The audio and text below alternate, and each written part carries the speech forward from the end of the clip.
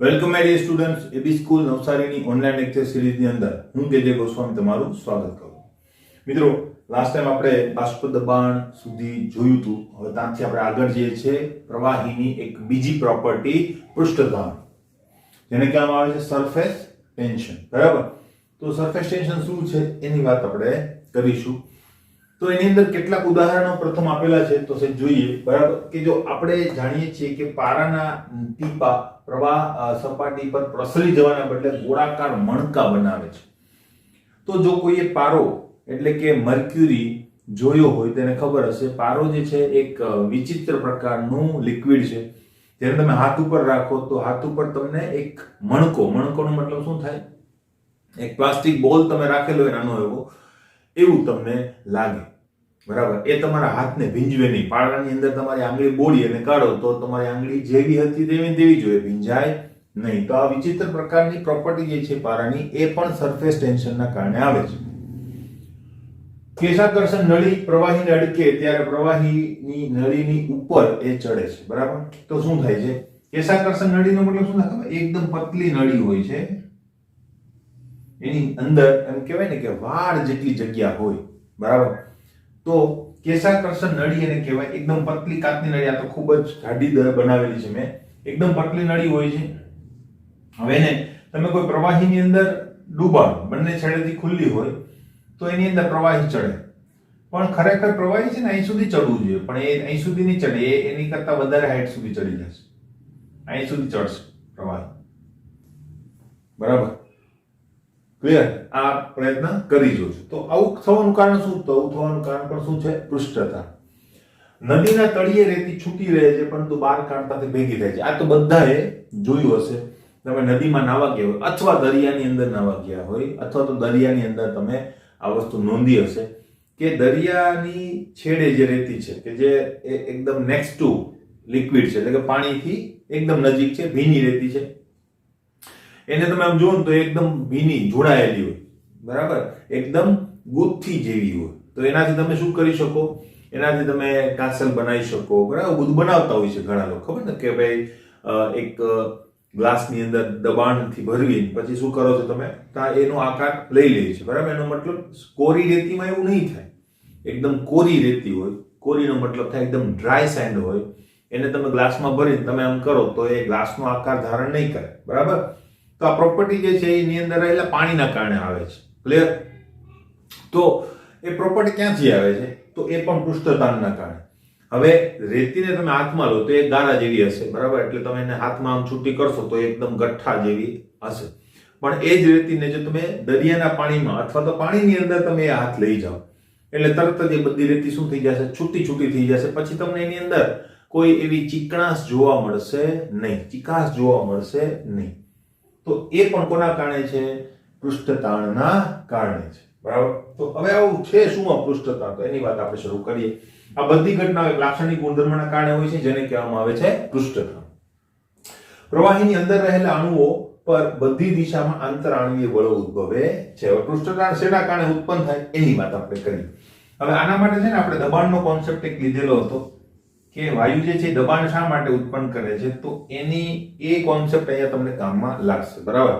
તો શું થાય છે? કોઈ પ્રવાહીની અંદરનો અણુ છે તો એના ઉપર વાંડરવાલ્સ આકર્ષણ બળો, ધ્રુવીય, અધ્રુવીય પ્રકારના આકર્ષણ બળો પ્રવર્તતા હોય. તો એના બધી દિશાની અંદર શું હોય? એક સરખા હોય. એક સરખા હશે કે નહીં? કોઈ પણ જગ્યાએ. બરાબર? આપણે આને કાઢી નાખીએ, બધા અણુ નથી દોરવા આપણે, પણ બધી દિશામાં કેવા હશે? એક સરખા હશે. બરાબર? ક્લિયર? એટલે એના ઉપર પરિણામી કોઈ પણ પ્રકારનું આકર્ષણ એટલે કે કોઈ પણ પ્રકારના આકર્ષણ બળની અસર હેઠળ એ હોતો નથી, મુક્ત હોય છે.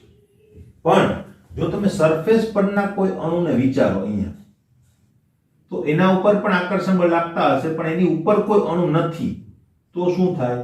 તો એ આકર્ષણ બળ લાગતું નથી. એટલે પ્રવાહીની અંદર રહેલા અણુ ઉપર આકર્ષણ બળ સંતુલિત હોય છે, પણ પ્રવાહીની સપાટી પર સંતુલિત હોતું નથી.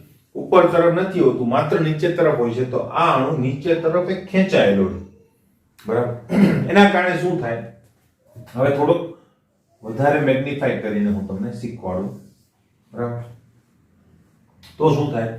હવે આ અણુને નીચે તરફ આકર્ષણ બળ લાગે છે, આ અણુને પણ નીચે તરફ આકર્ષણ બળ લાગે, તો આ અણુને નીચે આવવું છે, નીચે આવે તો ઉપર ખાલી જગ્યા થાય, તો આ અણુ આમ જવાનો પ્રયત્ન કરે, આમ જવાનો પ્રયત્ન કરે આની ખાલી જગ્યા પૂરવા માટે, પણ એને પણ નીચે તરફ આકર્ષણ બળ લાગે છે. એવી જ રીતે નીચે અણુઓ જે છે એ આ નીચે તરફ આવે તો આ ઉપર જવાનો પ્રયત્ન કરે, કારણ કે આને નીચે તરફ આવે તો એની જગ્યા પૂરી કરવા માટે ઉપર જાય, જેથી કરીને સપાટી ઉપર એક તાણ ઉદ્ભવે, તાણ, બરાબર.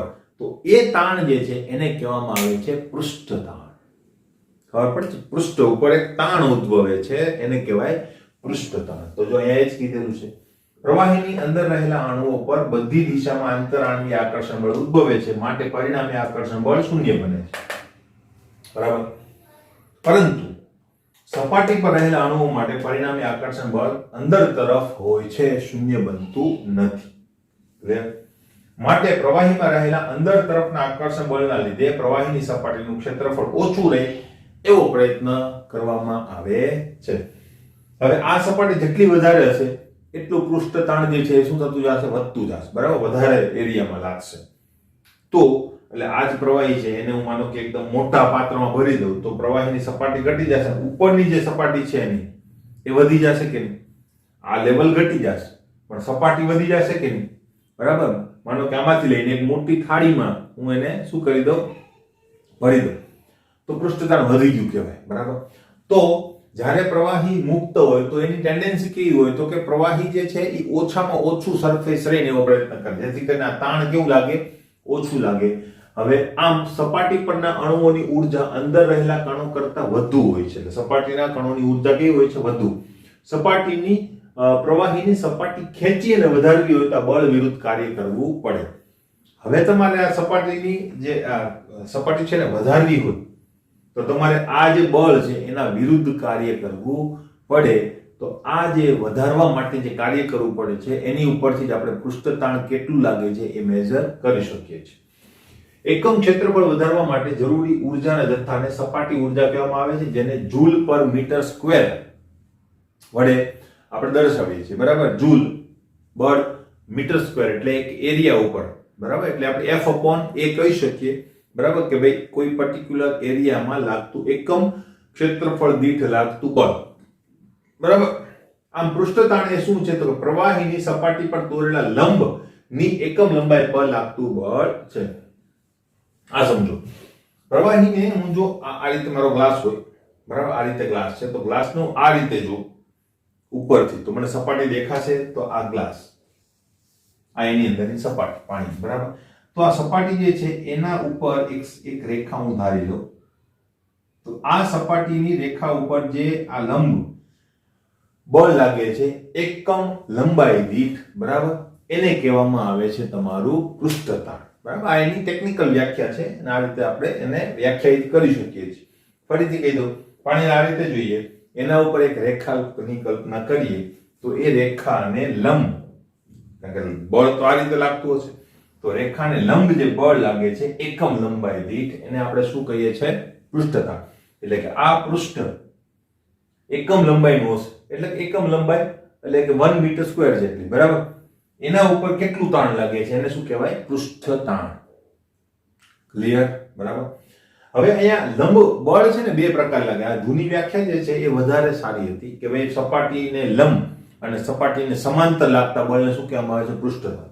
હવે જો અહીંયા જે બળ લાગે છે આ સપાટીને લંબ બળ લાગે છે કે નહીં? અંદર તરફ, બરાબર. એવી જ રીતે આ લંબ બળના કારણે સપાટીને સમાંતર એક બળ ઉદ્ભવે છે. કેવી રીતે મેં તમને કીધું, બરાબર. તો આ બળને શું કહેવામાં આવે છે? પૃષ્ઠતાણ કહેવામાં આવે. આપણે પૃષ્ઠતાણની બહુ જરૂરી નથી, કામકાજ નથી, કારણ કે આ ટોપિક અમુક તો નીકળી ગયો છે, એટલે જ નીકળી ગયો છે, કારણ કે પૃષ્ઠતાણની આપણે બહુ વધારે ચર્ચા આપણે આગળ ઉપર કરતા નથી, આપણે વધારે જરૂર નથી, પણ તમે ફિઝિક્સની અંદર ખાસ ચર્ચા કરશો, બરાબર. લગભગ 10મું ચેપ્ટર છે તમારે ફિઝિક્સની અંદર, તેની અંદર તમારી વસ્તુની ચર્ચા આવશે. તેની ગ્રીક અક્ષર ગામા વડે એટલે કે ગેમા વડે દર્શાવવામાં આવે છે. ક્લિયર? હવે તમે જ્યારે ફિઝિક્સમાં ભણશો ત્યારે એને ટી વડે દર્શાવશો, સરફેસ ટેન્શન ટી વડે દર્શાવશો, આપણે ગેમા વડે દર્શાવવાનું, બરાબર. તેનો એકમ જે છે એ kg * સેકન્ડ -2 અને ન્યૂટન પર મીટર છે, હવે એકમ કાથી હોય એ પણ તમને કહી. એકમ લંબાઈ દીઠ ઉદ્ભવતું દળ, બરાબર, એટલે એનો અલ્ટિમેટલી તમે t ગણો કે ગામા ગણો ઇઝ ઇક્વલ ટુ શું થશે? F/L. બરાબર, એકમ લંબાઈ દીઠ લાગતું બળ. હવે F ઇઝ ઇક્વલ ટુ શું થશે? F is equal two ma. હવે m એટલે kg દળ અને a એટલે શું થાય? મીટર પ્રતિ સેકન્ડ સ્ક્વેર, પ્રવેગનો એકમ થશે. બરાબર, તો અહીંયા આપણે જો લખીએ kg ઇન્ટુ મીટર પર સેકન્ડ સ્ક્વેર અપોન લંબાઈ શેમાં હોય? મીટરમાં. તો મીટર નીકળી ગયું કે નહીં? તો આવી ગયો એકમ kg into second raise to -2. Clear? અને ન્યૂટન પર મીટર સ્ક્વેર, ભાઈ તો F/L is equal to F નો એકમ ન્યૂટન પર મીટર, તો આ એકમ પણ આવી ગયો કે નહીં? ક્લિયર? તો આ રીતે તમારો એકમ જે છે એ વ્યાખ્યાયિત થાય. નહીં તો તમને એમ થાય સર આ બે એકમને શું લેવા દેવા? તો આ લેવા દેવા છે. ક્લિયર? બરાબર, તો એકમ પર તમને ખ્યાલ આવી ગયો. તો કે આપણે બહુ વધારાનું કામ નથી, અહીંયા જ આપણે એ ભણવાના છીએ, પછી ક્યાંય યાદ કરવાનું નથી. તમે યાદ કરશો ફિઝિક્સ ની અંદર ખાસ ને વધારે ડીપમાં ત્યાં આવશે. બરાબર, ઘણી બધી વસ્તુ છે કે ભાઈ અમુક જે પ્રવાહીઓ છે ને કેશાકર્ષણ નળીની અંદર આ રીતે, બરાબર, મેનિસ્કસ બનાવે, આને મેનિસ્કસ કહેવાય. બરાબર, તો એ આ રીતનો મેનિસ્કસ બનાવે ડાઉનવર્ડ. બરાબર, એટલે કે અંતર્ગોળ પ્રકારનો બનાવે. અને ઘણા લિક્વિડ જે છે એ બહિર્ગોળ પ્રકારનો પણ બનાવે. બરાબર, તો એના માટે સરફેસ ટેન્શનનો એંગલ છે જોવાનો હોય કે ડ્રોપલેટ્સ મૂકેલું છે તો એ ડ્રોપલેટ્સના સરફેસ ની ઉપર આ કેટલો એંગલ છે, આ એંગલ કેટલો છે. એ એંગલ જો 90 કરતા ઓછો છે તો ડાઉન મેનિસ્કસ બનશે, અને જો 90 કરતા વધારે છે કે જે ક્યાં જોવા મળે છે પારાની અંદર, તો ત્યાં તમને અપર મેનિસ્કસ જોવા મળે. પણ જ્યારે અપર મેનિસ્કસ જોવા મળે ને ત્યારે પાણી જે છે અથવા તો જે પ્રવાહી હોય તે એ ઉપર નહીં ચડે, પ્રવાહીની સપાટી કરતા નીચે તરફ રહેશે. બરાબર, તો જેના માટે આ જે એંગલ છે 90 કરતા વધારે, એનો મતલબ એનું પૃષ્ઠતાણ ખૂબ વધારે છે. બરાબર, કે જે 90 કરતા જો વધારે હોય પૃષ્ઠતાણ અને આ એંગલ જે છે 90 કરતા વધારે હોય તો તમે કહી શકો કે એ પ્રવાહી છે ને કોઈ વસ્તુને ભીંજવી શકશે નહીં, પારો નથી ભીંજવી શકતો. બરાબર, કારણ કે એનું જે આ એંગલ છે 90 કરતા વધારે છે. બરાબર, તો આ બધી વસ્તુ છે, પણ એ બધું ફિઝિક્સમાં તમારે આવશે, આપણે વધારે ચર્ચા કરવાની જરૂર નથી. આમ ક્ષેત્રફળ જેટલું વધુ તેટલું પૃષ્ઠતાણ કેવું હશે? વધુ હશે, કારણ કે જો મેં તમને કીધેલું છે પ્રમાણે. બરાબર, ક્લિયર? માટે પ્રવાહીની સપાટીની ગોળાકાર અવસ્થામાં ક્ષેત્રફળ ન્યૂનતમ હોય છે. હવે કોઈ પણ વોલ્યુમ લ્યો, બરાબર, માનો કે તમે લ્યો 1 લિટર વોલ્યુમ, 1 લિટર. હવે 1 લિટર વોલ્યુમને તમે ચોરસમાં વ્યાખ્યાયિત કરો 1 લિટર માટે, અને એક ગોળ વ્યાખ્યાયિત કરો. બરાબર, કે આ પણ 1 લિટર છે અને આ ચોરસ ભરેલું છે એ પણ 1 લિટર કદનું છે. તો આમાં તમે એની પરિમિતિ જોશો, એટલે કે આ રેખાનું જે લંબાઈ છે જોશો એ આના કરતા જે છે એ ઓછી જશે.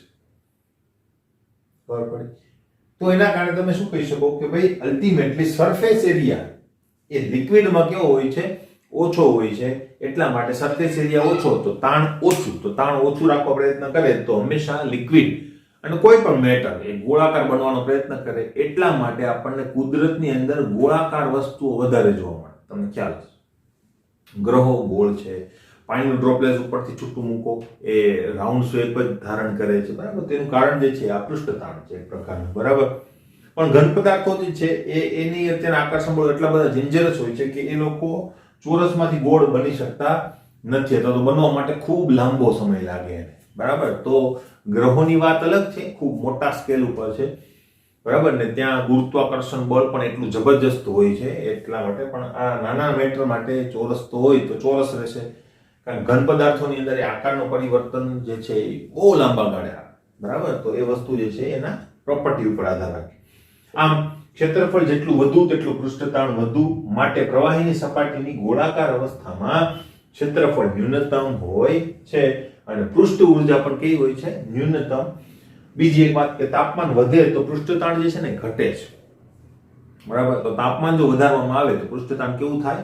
ઓછું થાય છે. આ વસ્તુ પણ એક નોંધવા લાયક છે અને એ આપણે નોંધી પણ શકીએ છીએ અને આપણને ખ્યાલ પણ છે. બરાબર, હવે એક ઉદાહરણ. હવે એનું ઉદાહરણ શું છે? આનો ઉપયોગ ક્યાં થાય? ઉદાહરણનો મતલબ એક ઉપયોગ ક્યાં થાય? તો કે ભાઈ કાચ જે છે ને એની સરફેસ તમને ખબર, કાચ તૂટે એટલે ભાગી જાય એટલી બધી તીક્ષ્ણ સરફેસ હોય. તો જ્યારે બારીના કાચ કે કોઈ પણ જગ્યાએ કાચની કોઈ કારીગીરી કરવાની હોય, દાખલા તરીકે મેં બનાવ્યું કોઈ કાચનું પીસ.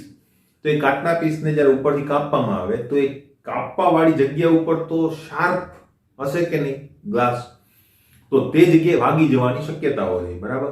તો એ વાગે નહીં એટલા માટે એની જે ધારો છે એને ગરમ કરીને પીગાળવામાં આવે, બરાબર. તો ધારો પીગળી અને રાઉન્ડ શેપ જ ધારણ કરે પૃષ્ઠતાણના કારણે.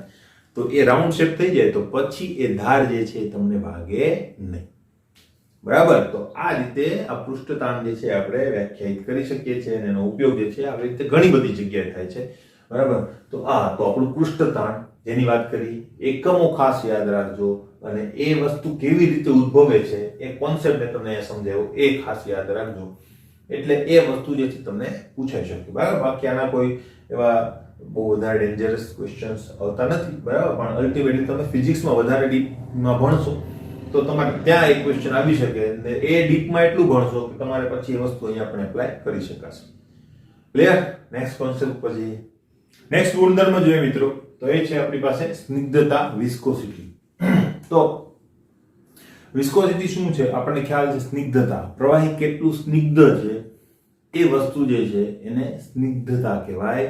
હવે કેવી રીતે આપણે માપીએ? સિમ્પલ વસ્તુ આપણને કહે કે ભાઈ કઈ વસ્તુ સ્નિગ્ધ છે કઈ નથી, તો તમે એક વસ્તુ કરી શકો, બંને પ્રવાહીના એક એક ડ્રોપ તમે મૂકો, ડ્રોપ કેટલું ઝડપથી વહે છે એના ઉપરથી તમે સ્નિગ્ધતાનું અનુમાન કરી શકો. ડ્રોપની સ્પીડ વધારે હશે, સ્નિગ્ધતા ઓછી હશે. ડ્રોપની સ્પીડ ઓછી હશે તો સ્નિગ્ધતા કેવી હશે? વધુ હશે.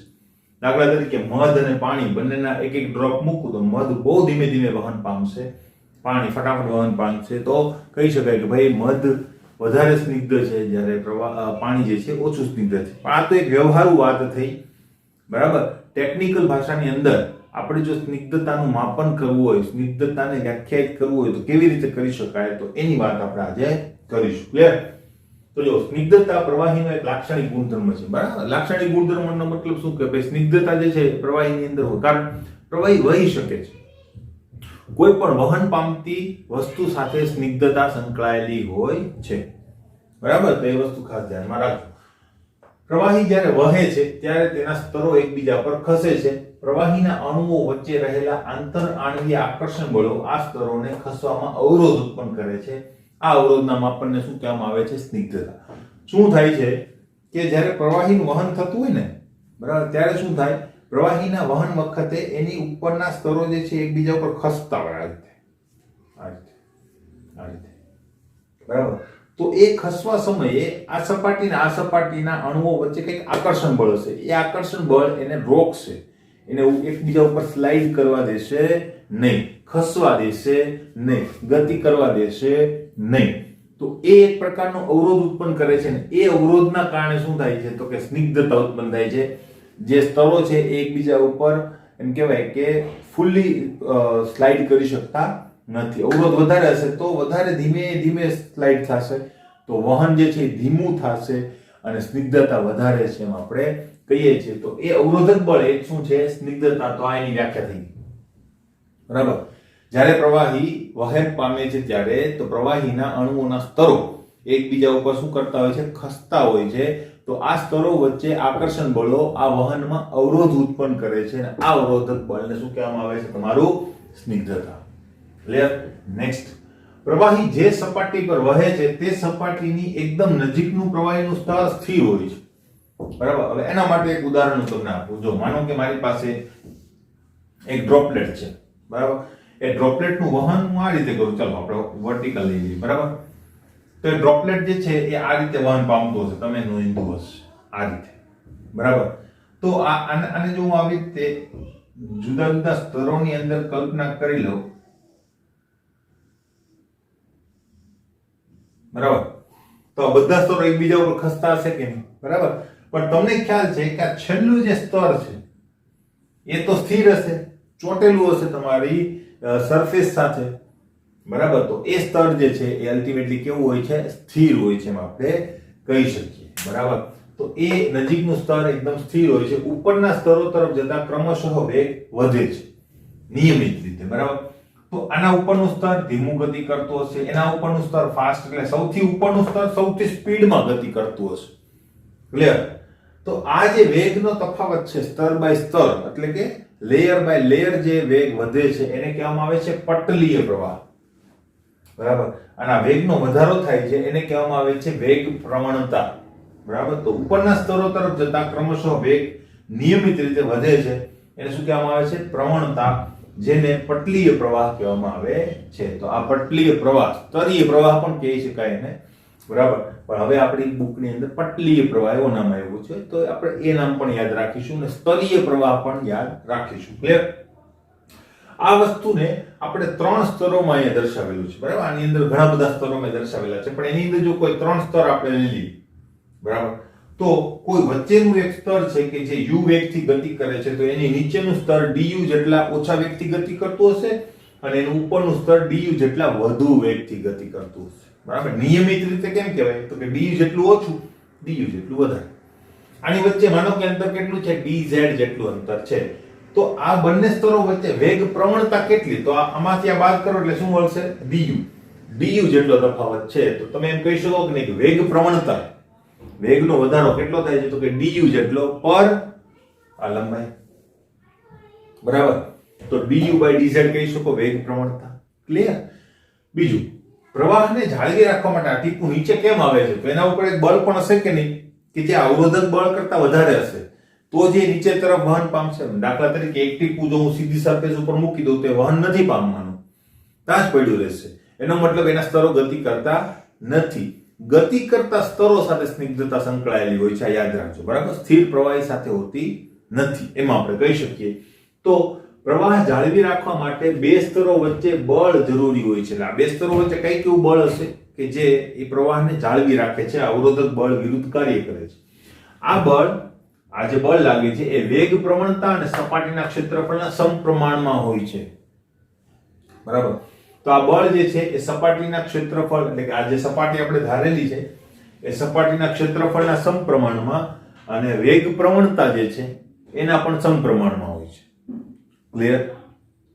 હવે આ જે બળ છે એ આ બંનેના સમપ્રમાણમાં હોય તો બંનેનું એક સાથે સંયુક્ત સમીકરણ આ રીતે લખી શકાય કે F is proportional to A અને du/dz. આ બંને એક સાથે લઈ. હવે હું જો આ ચલનની નિશાની કાઢું તો મારે અચળાંક મૂકવો પડે. તો અહીંયા અચળાંક મૂકવામાં આવે છે ઈટા. ઈટા. બરાબર. આ લેગ થોડોક લાંબો કરી નાખવાનો. તો આ ઈટા એ શું છે? અચળાંક મૂકવામાં આવે છે. હવે આ ઈટા જે છે એને કહેવામાં આવે છે સ્નિગ્ધતા ગુણક. તો એ લખેલું છે ઈટા ઇઝ ઇક્વલ ટુ સ્નિગ્ધતા ગુણક. હવે સ્નિગ્ધતા ગુણાંકની વેલ્યુ કેટલી? તો ભાઈ તમે જ્યારે a એટલે કે ક્ષેત્રફળ 1 રાખો, વેગ પ્રવણતા du/dz નું મૂલ્ય પણ 1 એકમ રાખો, ત્યારે આ બંને એક થઈ જશે. તો ઈટા ઇઝ ઇક્વલ ટુ શું મળશે? f. તો ત્યારે લાગતા બળને શું કહેવામાં આવે છે? ઈટા. બરાબર. એટલે જ્યારે ક્ષેત્રફળ એકમ હોય, વેગ પ્રવણતા એકમ હોય, ત્યારે લાગતા બળને શું કહેવામાં આવે છે? ઈટા કહેવામાં આવે છે. એ અચળાંક છે.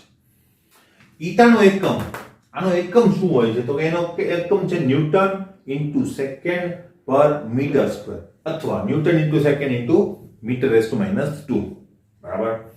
હવે એને આ 1 ન્યૂટન ઇન્ટુ મીટર સ્ક્વેર, હવે આ ખાસ ધ્યાન રાખજો, આ તમને પૂછાય છે MCQ ની અંદર. બરાબર. તો 1 newton into second into metre raise to -2 is equal to 1 pascal into second. હવે પાસ્કલ ક્યાંથી આવ્યું? ભાઈ પાસ્કલ છે એકમ ક્ષેત્રફળ દીઠ લાગતું બળ. તો newton into metre raise to -2 is equal to લખાય પાસ્કલ.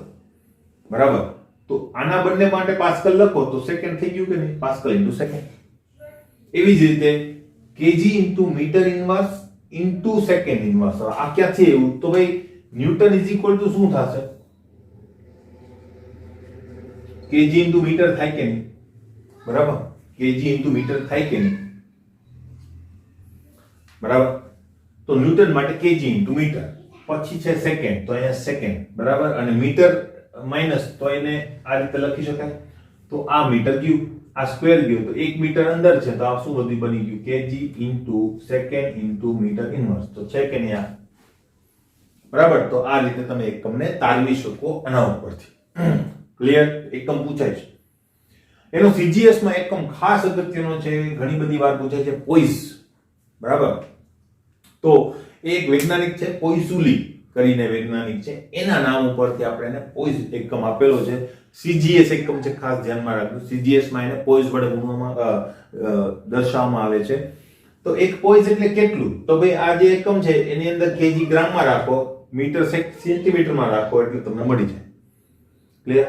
હવે આને ને આને એટલે 1 પો ઇઝ ઇક્વલ ટુ કેટલા kg into metre inverse into second inverse, તો કે 10 ની -1 ઘાત kg into metre inverse into second inverse. તો આ વસ્તુ ખાસ ધ્યાનમાં રાખવાની છે, બરાબર. નેક્સ્ટ, સ્નિગ્ધતા વધુ હોય તો પ્રવાહી ધીમું વહે છે. આ યાદ રાખજો, સ્નિગ્ધતા વધારે હોય તો પ્રવાહી કેવું વહે છે? ધીમું વહન પામે છે. મેં જસ્ટ હમણાં વાત કરી, બહુ સિમ્પલ વસ્તુ છે, બરાબર. હવે તાપમાનનું ભાઈ તો શું કહેશો તમે? તાપમાન વધે તો સ્નિગ્ધતા ઘટે છે. હવે એ વસ્તુ તમે તેલની અંદર જોઈ શકો. તેલ કેટલું સ્નિગ્ધ હોય છે, એને ગરમ કરજો અને પછી સેજ એને હલાવીને જોજો, એકદમ પાણી જેવું થઈ જશે, એકદમ પતલું. એનો મતલબ એની સ્નિગ્ધતા ઘટી જાય છે તાપમાન વધે તો. આ વસ્તુ યાદ રાખજો. સ્નિગ્ધતા ઉત્પન્ન થવાનું કારણ શું? તો કે વાન ડેર વાલ્સ અને હાઇડ્રોજન બંધ જે છે એ સ્નિગ્ધતા માટે જવાબદાર હોય છે. ક્લિયર? એટલે અંતરાણની આકર્ષણ બળ. ક્લિયર છે? બીજી એક વાત, હવે કાચ જે છે, કાચનું ઉદાહરણ લઈએ તો કાચ છે ને એ ઘણી બધી વાર આપણે વાત કરેલી છે. કાચ એકદમ સ્નિગ્ધ પ્રવાહી છે. કાચ એમ ગણો તો ઘન પદાર્થ નથી, એ અતિ સ્નિગ્ધ પ્રવાહી છે એવું ગણવામાં આવે છે. એવું કેમ સર?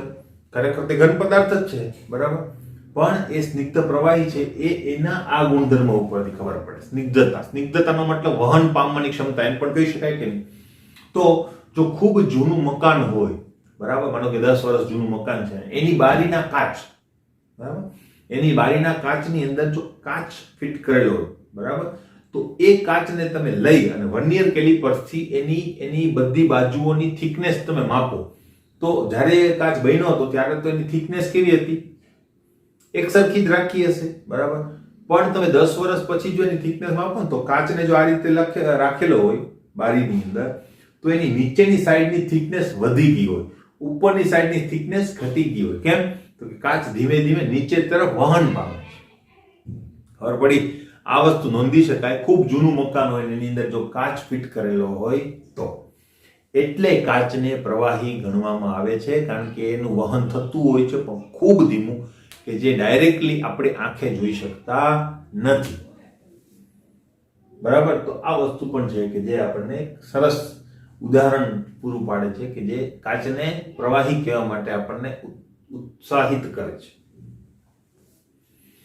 ક્લિયર? બરાબર. તો આ જે આપણો છેલ્લો ગુણધર્મ સ્નિગ્ધતા, એકમો ખાસ યાદ રાખજો. આના ઉપરના એમસીક્યુ હશે તો એ બરાબર તમારે સોલ્વ કરવા પડશે.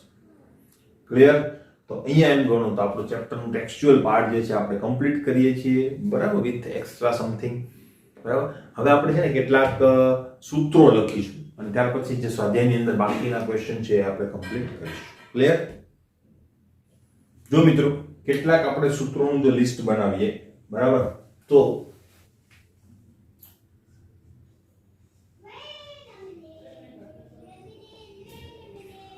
એક સૂત્ર આપણી પાસે આવે છે, એ છે બોયલનો નિયમ, બરાબર.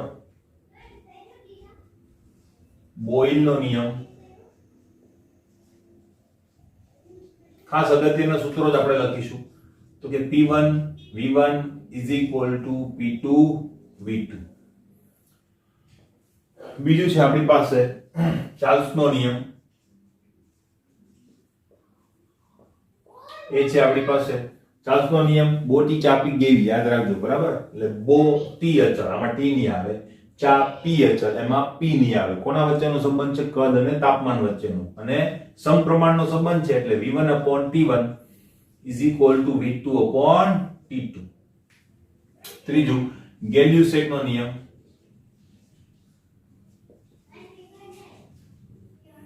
એના માટે જો આપણે જોઈએ તો એમાં મોટી ચાપી ગે V નહીં આવે, એટલે આ જ સૂત્ર પણ ત્યાં V ની જગ્યાએ શું આવશે? P આવશે.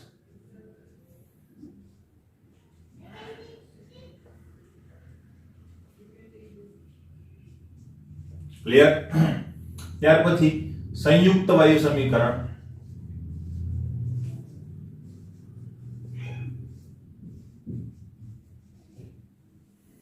બરાબર.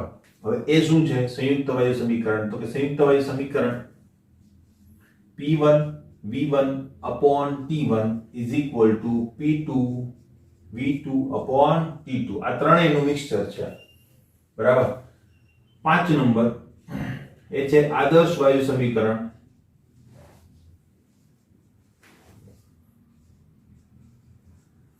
એના માટે આપણે બે સૂત્રો ખાસ અગત્યના છે. એક તો છે PV = nRT,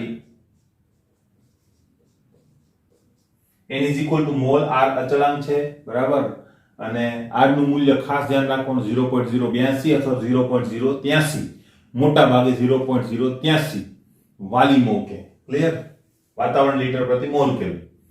અને બીજું આપણે એક સૂત્ર સાબિત કરેલું હતું, P = dRT/m. બરાબર. 6 નંબર. હવે અહીંથી આગળ વધીએ તો ડાલ્ટનનો નિયમ. ડાલ્ટનનો આંશિક દબાણનો નિયમ.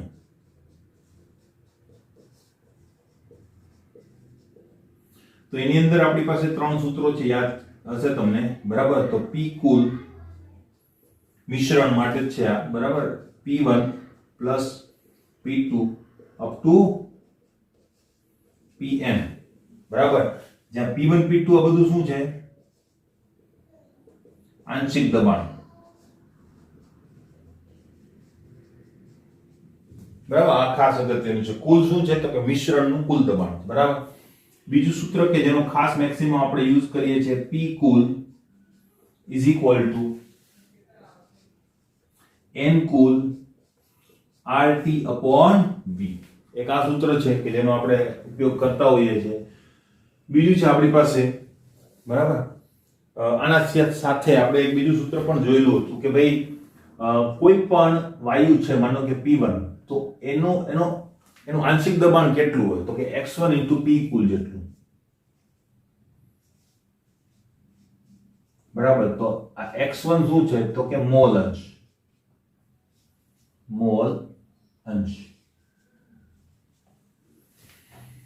બરાબર. તો આ એક સૂત્ર થઈ ગયું. ત્યાર પછી વાયુના ગતિવાદના સૂત્રો આવે છે, પણ એ સૂત્રો આપણે લખીશું ત્યાર પછી, બરાબર. એને એક સાથે લખીશું, એમાં કેટલાક એક્સ્ટ્રા સૂત્રો પણ છે. તો આટલા સૂત્રોનો ખાસ આપણે ઉપયોગ કરતા હોઈએ છીએ. હવે યસ, વાન ડર વાલ્સનું સમીકરણ એક રહી ગયું, બરાબર. તો એ પણ આપણે લખી દઈએ, નંબર 7, વાન ડર વાલ્સ સમીકરણ, બરાબર. તો આ સમીકરણ ખાસ અગત્યનું છે. P + an²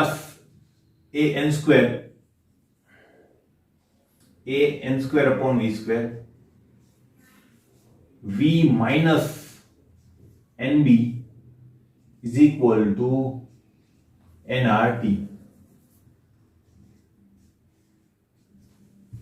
બરાબર. આ સૂત્ર છે આપણું, જ્યાં a એ શું છે? અચળાંક. a અને b બંને અચળાંક છે, બરાબર. એ શેના ઉપર આધારિત અચળાંક છે? તો કે આકર્ષણ, અને આ કોના ઉપર છે? કદ, બરાબર. મેં ટૂંકમાં લખેલું છે આંતરઆણવીય આકર્ષણ બળ ઉપર આધારિત અચળાંક અને અણુ કે પરમાણુઓના કદ પર આધારિત અચળાંક છે.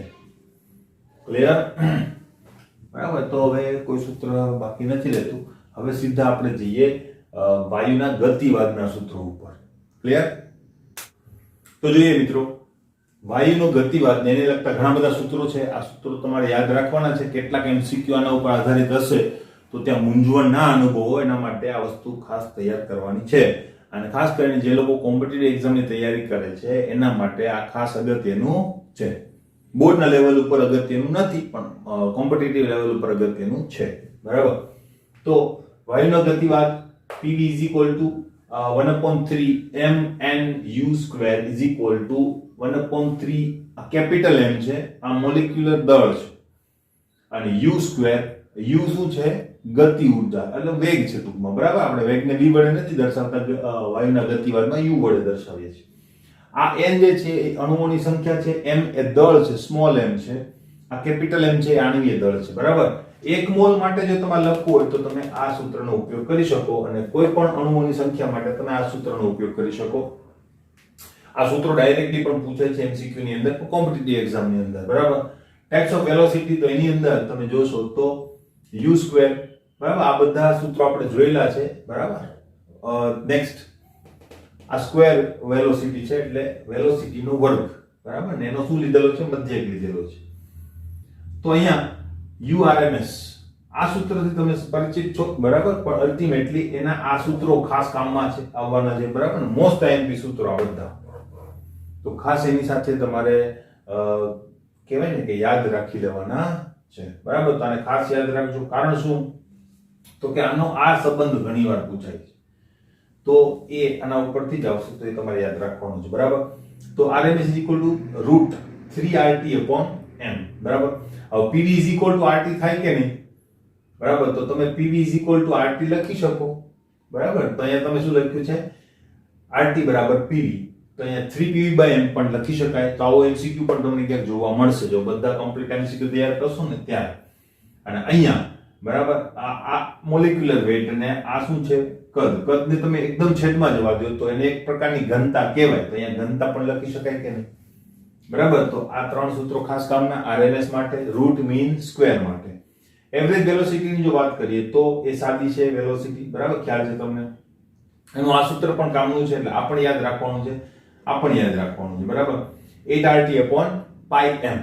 આ એક યાદ રાખશો ને એટલે આ બધા એની ઉપરથી ડેરિવેટિવ થશે, બરાબર. એવી જ રીતે આ તમે એક યાદ રાખો, આની ઉપરથી પણ આ બધું લખી શકાય. દાખલા તરીકે 8PV/m પણ લખી શકાય, બરાબર, કોઈ ઇશ્યુ નથી. તો આ સૂત્ર ખાસ જોજો. એની તારવણી કેવી રીતે છે એ ખૂબ મોટી વસ્તુ છે, આગળ ઉપર તમે ભણશો હાયર તમારા ધોરણોની અંદર. આપણે અહીંયા કઈ વસ્તુની જરૂર નથી, આ યાદ રાખજો. ક્લિયર?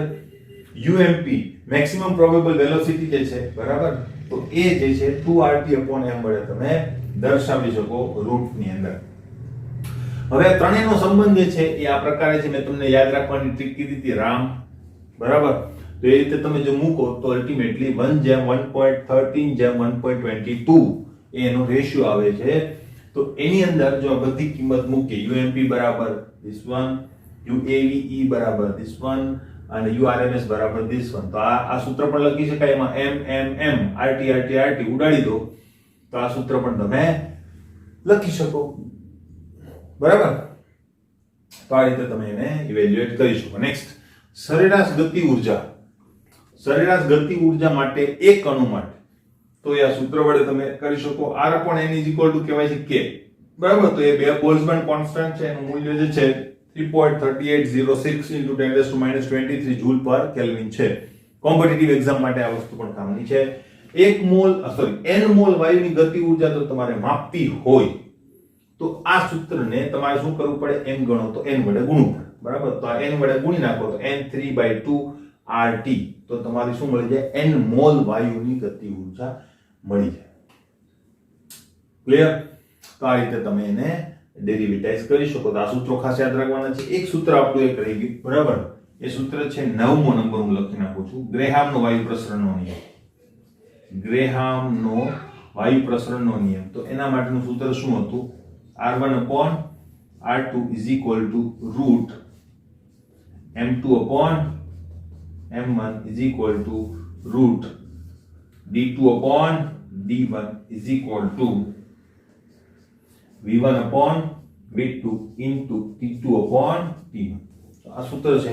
જેના બદલથી ગ્રેહામના દાખલાઓ પણ આપણે ગણેલા છે, તે દાખલાઓ અહીંયાથી આવી શકે. ક્લિયર? બરાબર. હવે નેક્સ્ટ લેક્ચરની અંદર આપણે મળીશું અને એની અંદર આપણે જોઈશું કે અલ્ટિમેટલી દાખલાઓ જે આપણા બાકી છે કેવી રીતે ગણી શકાય. ત્યાર પછી MCQ ઉપર આપણે ફોકસ કરીશું. ક્લિયર?